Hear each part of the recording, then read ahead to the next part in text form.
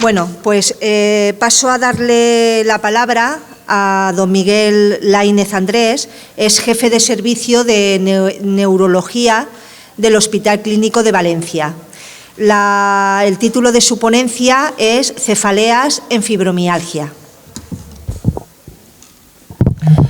Buenos días. En primer lugar, pedir disculpas por mi retraso, pero a veces hay cosas operativas de los hospitales que te complican o personales. En segundo lugar, agradecer, como siempre, a Buffy el haberme invitado. Para mí es un placer volver a estar en este foro, en el que ya llevamos unos años colaborando. Y bueno, vamos a intentar un poco hablar. Yo intentaré hacer poca ciencia y creo que voy a presentar más filosofía que ciencia, es decir, pero bueno, luego en el coloquio podemos discutir lo que les parezca más oportuno. La fibromialgia no voy a entrar en mucho detalle porque esto lo conocen todos muy bien.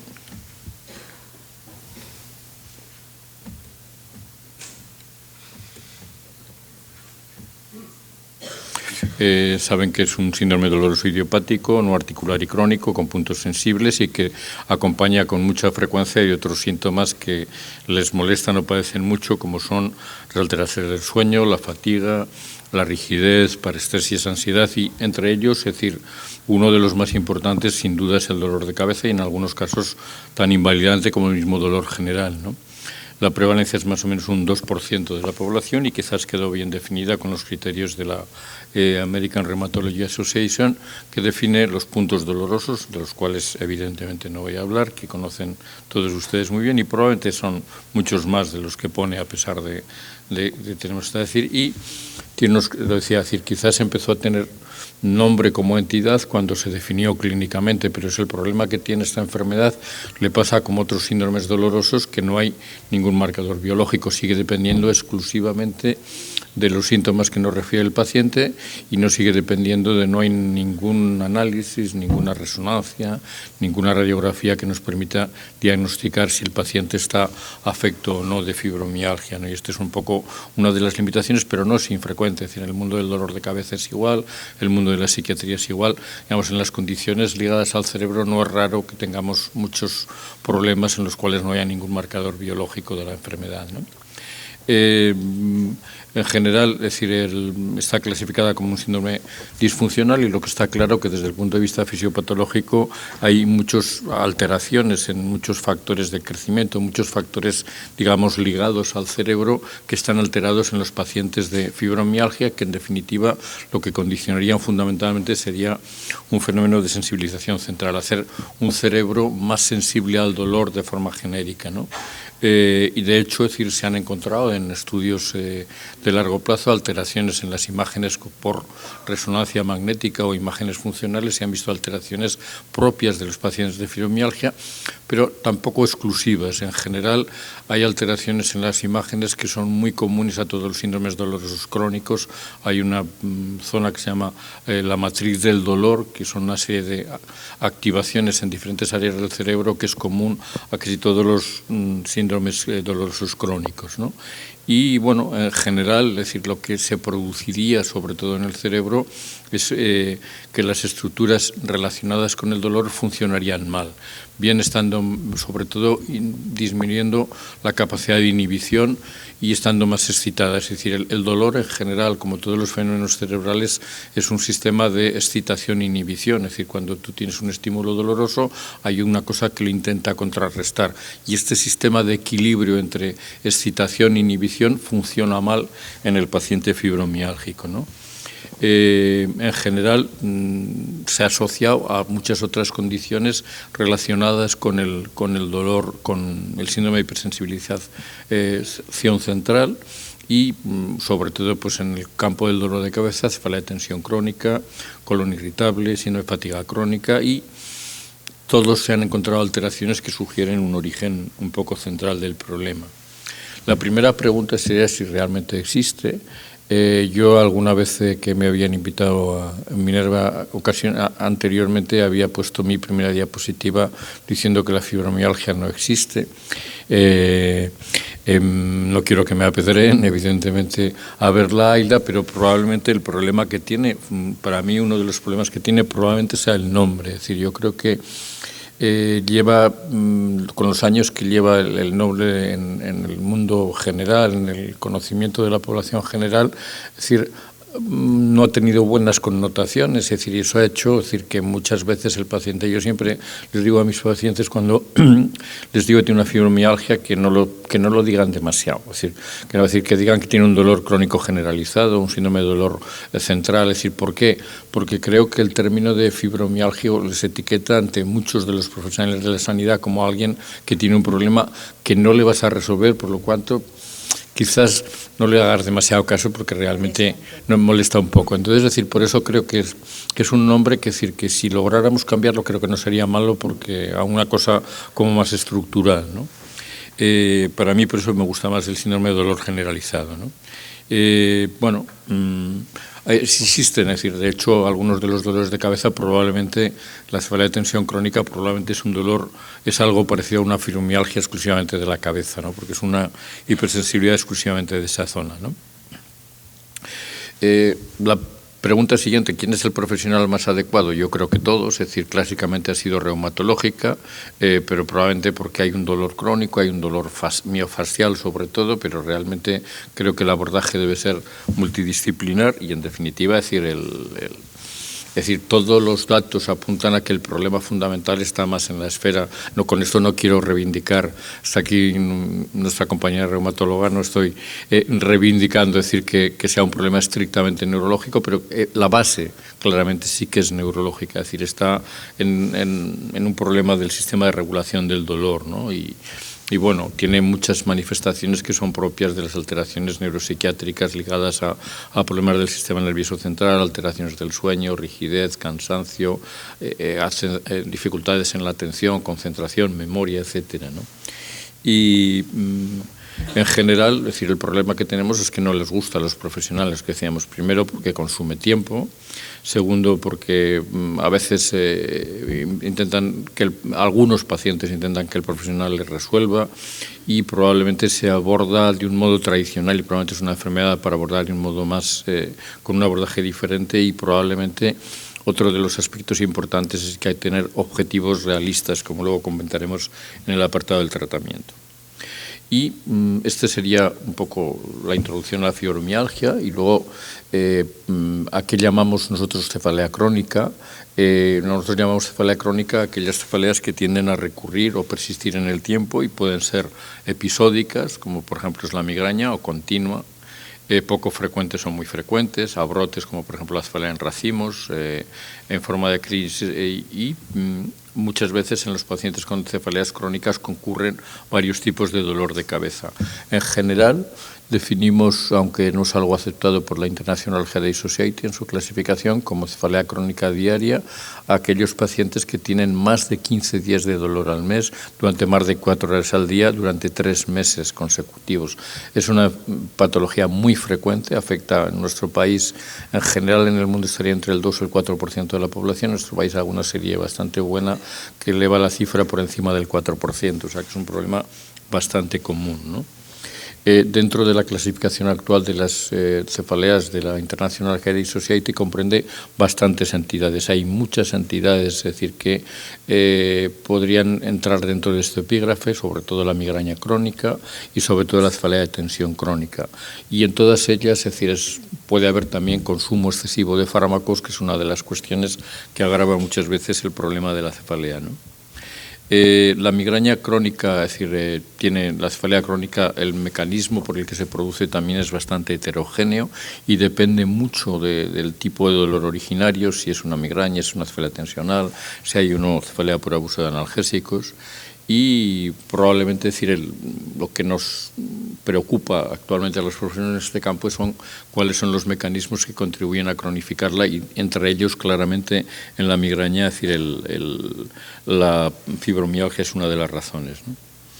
La cefalea de tensión crónica es la más frecuente y se han involucrado muchos mecanismos, es decir, a nivel del sistema nervioso central que serían los causantes de esto. Digamos, este es el tipo de dolor de cabeza que tienen con mucha más frecuencia los fibromiálgicos y se ha implicado, pues, múltiples factores, sobre todo, pero en todos ellos en general lo que se producen sobre todo es alteración en algunos neurotransmisores, que son esas sustancias que comunican, que regulan la comunicación entre las neuronas. Entonces, es decir, todas estas cosas que ven ahí, que no les voy a explicar técnicamente, lo que determinan es que el cerebro sea más sensible, pues porque hay menos serotonina, porque hay más óxido nítrico o glutamato, es decir, una serie de sustancias que están ahí involucradas en esa conexión entre las neuronas, ¿no? Este es un mecanismo, este sería un poco un circuito. En definitiva, ¿cuál es el problema del dolor crónico en la cabeza, que es muy común con el de la fibromialgia? Que hay un aumento de los mecanismos de excitación a nivel periférico, es decir, las fibras que transmiten el dolor son estas, A delta, A beta, esto estimula la médula y esto va estimulando el sistema nervioso central. Y el problema está que cuando este circuito lo mantienes mucho tiempo alterado, se producen cambios. Y eso es lo que produce la cronificación del problema, ¿no? Es decir, el problema es decir que cuando estimulas mucho periféricamente, el cerebro acaba cambiando. Hay una cosa en el cerebro que se llama plasticidad, que es muy buena, porque nos permite, por ejemplo, recuperarnos después de un ictus, pero es muy mal en algunos campos, y en el dolor es mala, porque si tú estimulas, es decir, el ejemplo más claro que yo explico siempre a los estudiantes y que lo entienden muy bien es el dolor de miembro fantasma. Es la persona que, por ejemplo, tiene un problema, sobre todo por falta de riego, habitualmente suele ser una extremidad inferior. Durante muchos meses está con dolor, le cortan esa pierna que le duele y le sigue doliendo una pierna que no tiene. Este es el problema un poco de lo que explicaría el dolor crónico, que cuando tú es como si tuvieras un circuito eléctrico que lo tienes mucho tiempo encendido y aunque quites la luz sigue recalentado. Es decir, esto es muy simple, pero creo que explica un poco lo que es el fenómeno del dolor crónico, ¿no? Y esto es un poco lo que pasa en la cefalea crónica diaria, es decir, que lo que realmente se produce es una sensibilización central, ¿no? Y bueno, ¿y cómo se relacionan? Pues la verdad es que la prevalencia de la fibromialgia en la migraña es alta, es decir, ambas están interrelacionadas. Más o menos 22% de las mujeres con migraña, que es una población alta. La migraña saben que es una enfermedad también esencialmente femenina, más o menos 3/4 partes de los pacientes son mujeres. Y en cuanto a la población de pacientes con fibromialgia, la prevalencia de la cefalea es muy alta.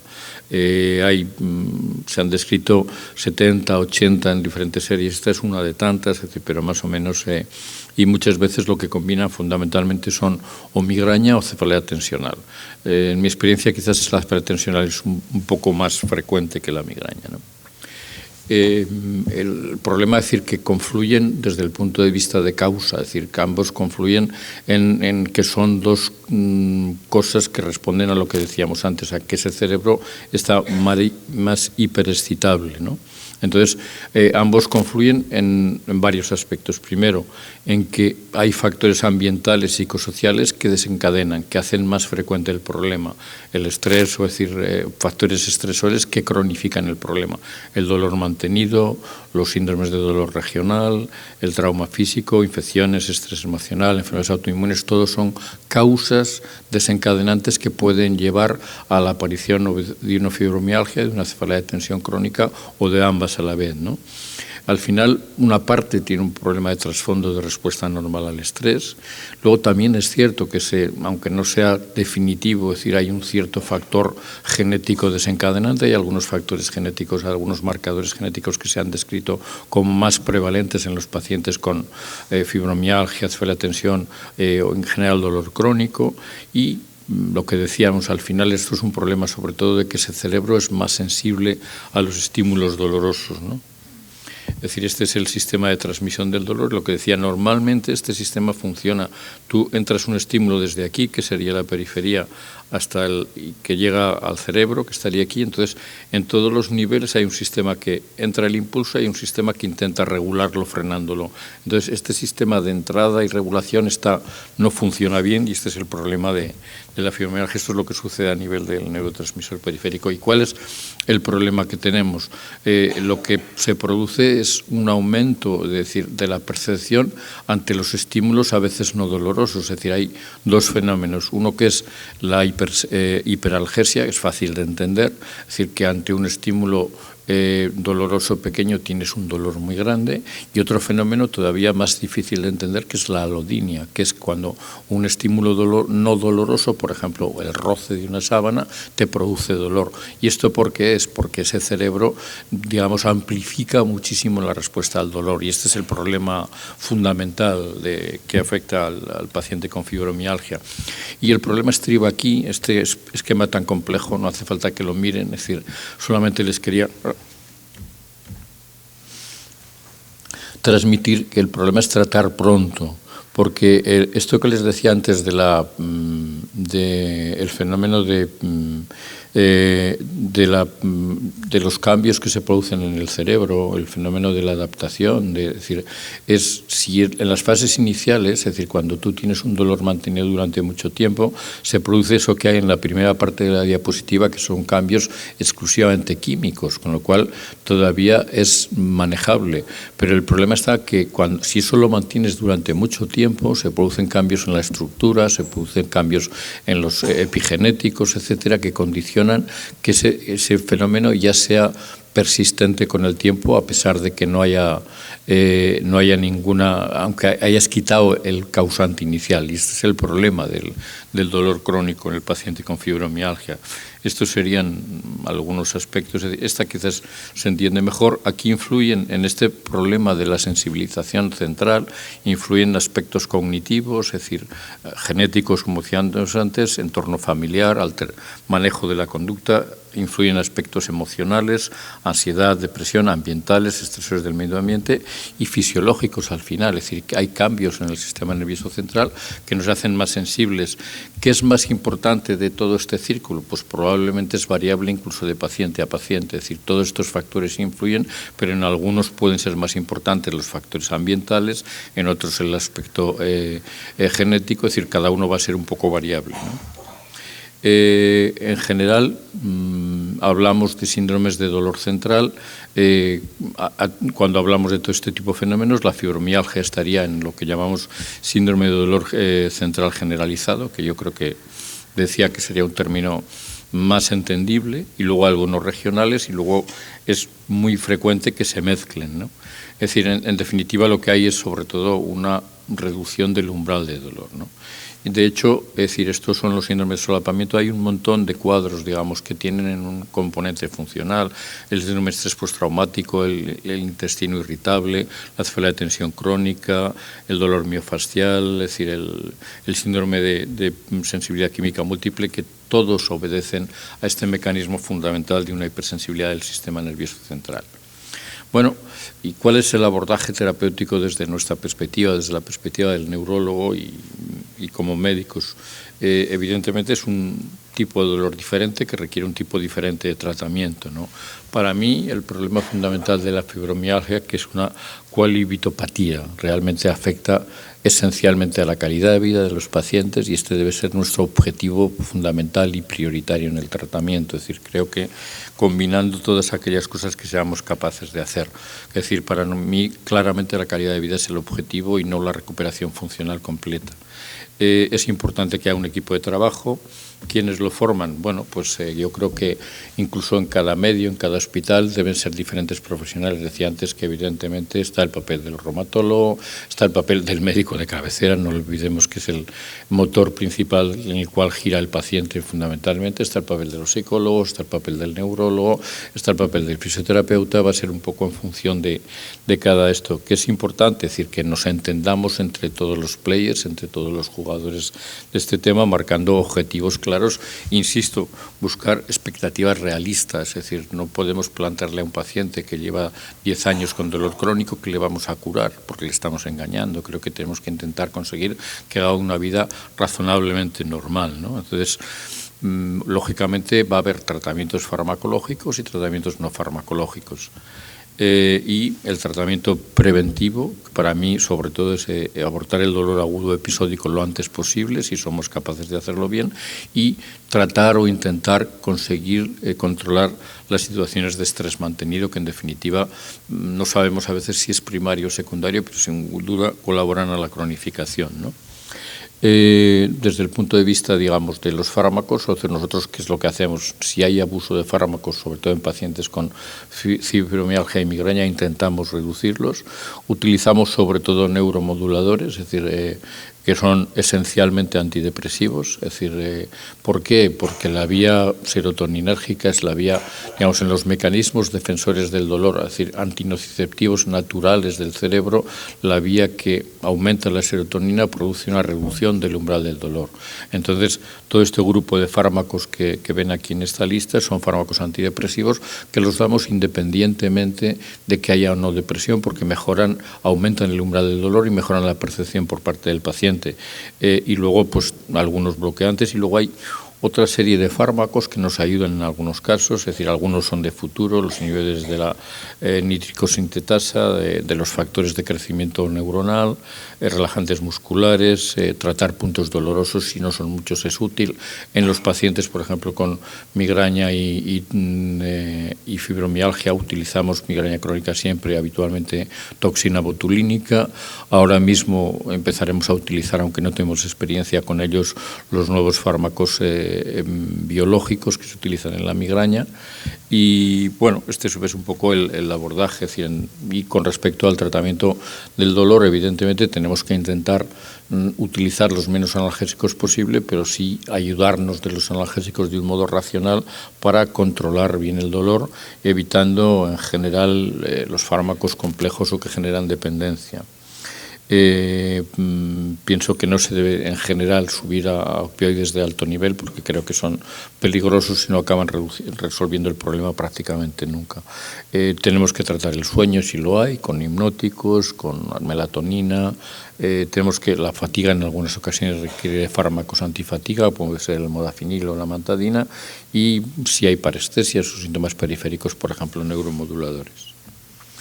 Y luego, pero no olvidemos, es decir, para mí tan importante como el tratamiento farmacológico, y si quieren más incluso, es decir, yo siempre digo a los pacientes que si tenemos que elegir una de las dos cosas, prefiero esta segunda, es decir, porque esta parte es muy importante. Es decir, el primero, el tener una información clara del problema, es decir, esto sería una parte de lo que la actividad de hoy sería una de las cuestiones que es importante, el formar. Creo que la asociación ABAFI ha hecho un gran papel en estos años, es decir, en mejoría de los pacientes, porque ha ayudado a entender el problema y les ayuda a comprender cuál es su situación.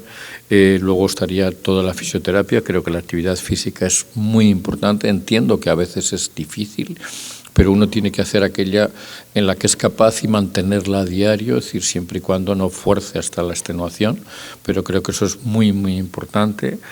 Fisioterapia dirigida, reeducación funcional, todos los tratamientos psicoterápicos, es decir, terapia cognitivo-conductual, relajación. Hay muchas técnicas que pueden ayudar a manejar el dolor crónico, y lógicamente el asociacionismo también nos ayuda o les ayuda a resolver muchos de los problemas que tienen. Y luego hay otra serie grande de medidas que se aplican y que muchos pacientes utilizan, pero de las cuales realmente no tenemos una información clara, científicamente probada de su utilidad.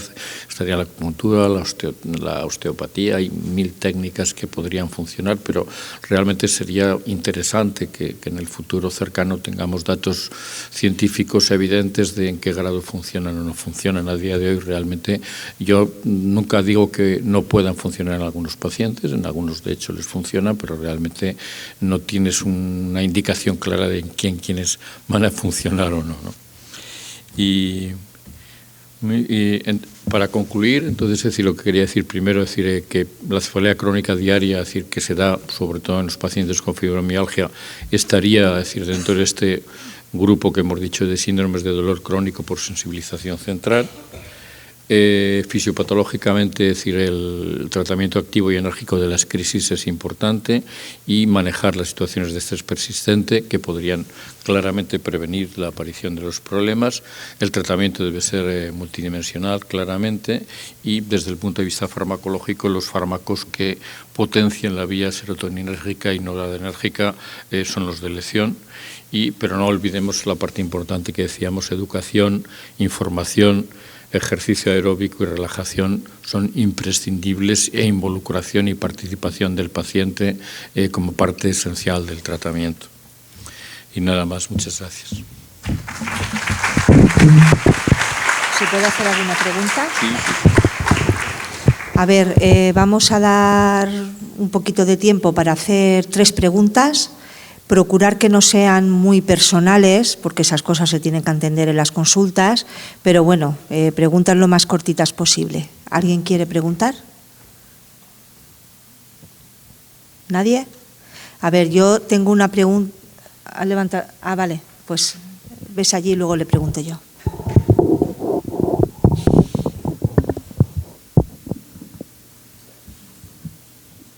Hola, han mencionado el ejercicio aeróbico. ¿Hay algún problema con el ejercicio anaeróbico? No, lo que pasa es que el ejercicio aeróbico es mucho mejor en general, es decir, por varias razones, ¿no? Y entre otras cosas, es decir, una de las cosas, yo no he sido lo suficientemente explícito, yo siempre recomiendo ejercicio en la calle. Es decir, creo que el mejor ejercicio probablemente para un paciente fibromialgico es caminar. Creo que uno de los problemas que tenemos es que el paciente vive muy encerrado en la casa, y el ejercicio, no solamente el paseo, por ejemplo, no solamente contribuye al aspecto físico, sino al aspecto psicológico de modo muy importante. El distraer la atención y centrarte en otras cosas creo que es muy importante. Yo tenía una pregunta porque, bueno, no sé si me la podrá contestar usted o igual luego es el doctor Calvo, reumatólogo. Ahora últimamente está muy de moda la cámara hiperbárica, que parece ser que lo cura todo o ayuda a curarlo todo. Entonces, en relación a la fibromialgia, ¿usted me puede contestar si esto realmente es eficaz? ¿Hay estudios? ¿Hay algún aval científico? Porque sí que es verdad que en la asociación, alguna socia se ha gastado un dinero considerable en hacer este tipo de tratamiento y refieren que han mejorado un poco, a lo mejor, de la fatiga o un poquito, duermen un poco mejor, a nivel de circulación igual han notado algún cambio, pero en definitiva el dolor, el cansancio, los problemas de sueño siguen igual. Entonces, si me puede contestar. Sí, vamos a ver, el problema es decir, la cámara hiperbárica se recomienda en casi todas las condiciones crónicas, con evidencia científica prácticamente en ninguna, salvo en las condiciones que van ligadas a problemas de riego, es decir, probablemente en las isquemias crónicas y demás sí que hay una cierta mejoría y hay alguna evidencia científica no potentísima pero razonable. En los síndromes dolorosos crónicos, es decir, recientemente además lo revisé profundamente en los síndromes regionales complejos, a pesar de que hay algún estudio positivo, la mayoría no es efectivo y no hay ningún estudio, digamos, serio que lo avale. Y luego hay otro problema con las cámaras hiperbáricas, que realmente hay muy pocos sistemas que sean buenos, es decir, prácticamente aquí en la Comunidad Valenciana, en la única cámara hiperbárica donde realizan un tratamiento científico y riguroso es la de Castellón, donde el paciente se introduce entero. La mayoría de los sistemas de cámara hiperbárica que se están imponiendo son cámaras muy pequeñas, es decir, muy incómodas, con el paciente sentado y con un control. Es decir, yo de hecho tengo algún paciente que ha ido y en esas cámaras pequeñas sale mucho peor de lo que entraba, porque la postura a veces es relativamente incómoda. Pero en definitiva la respuesta sería clara: no hay ninguna evidencia científica de un funcionamiento de la cámara hiperbárica. Vale, y luego tengo otra pregunta. El tema que también ahora es como novedoso, de lo de la neuroimagen. Esta prueba realmente, si se llegara a hacer, que no está implantada todavía, creo que en Madrid sí que está en algún hospital, pero aquí en Valencia creo que no. En caso de que se hiciera y saliera positivo o que se viera que realmente hay alguna alteración, esto para la fibromialgia, ¿qué pasa? O sea, las pruebas de neuroimagen, es decir, son diferentes los fibromiálgicos cuando se consideran como grupo. Me explico, es decir, cuando tú tienes dolor crónico, hay ciertas estructuras del cerebro que pasa en fibromialgia, en dolor neuropático, en migraña crónica, se activan una serie de estructuras ligadas al procesamiento del dolor, estas estructuras que son las que son más sensibles. Y esto se ha demostrado que están alteradas en todas las condiciones de dolor crónico. Primero, individualmente no sirven para nada, porque lo que funcionan es como grupo, es decir, digamos, sabemos que hay diferencias entre cuando tú comparas 20 pacientes con fibromialgia con 20 controles normales, hay diferencias en el procesamiento, en el global de esos individuos. Individualmente no tienen mucha utilidad porque en algún paciente puedes encontrar diferencias, pero en otras no son muy claras. No hay un umbral claro que separe la normalidad de la anormalidad. Y en tercer lugar, es decir, a día de hoy no sirve para nada. Es decir, desde el punto de vista terapéutico, el tener más, ya sabemos que clínicamente tienes hipersensible el cerebro. El demostrarlo con una imagen no tiene ninguna consecuencia terapéutica inmediata. Es decir, que deben seguir utilizando en investigación, totalmente de acuerdo. Pues muchísimas gracias por sus respuestas. ¿Alguien? Vale, pues la última pregunta y despedimos al doctor.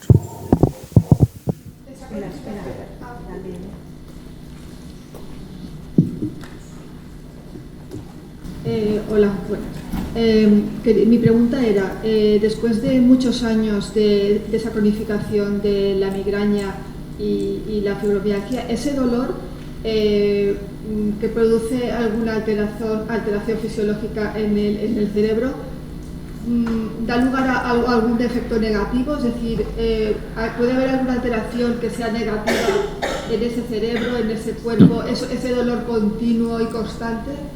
O sea, ya tienen bastante castigo con el dolor. Afortunadamente, es decir, digamos, lo que produce cambios incluso estructurales es en el sistema que percibe el dolor, pero ninguna otra estructura del cerebro se altera, salvo la parte psicológica que conlleva un dolor crónico, que eso es difícil de evaluar a veces.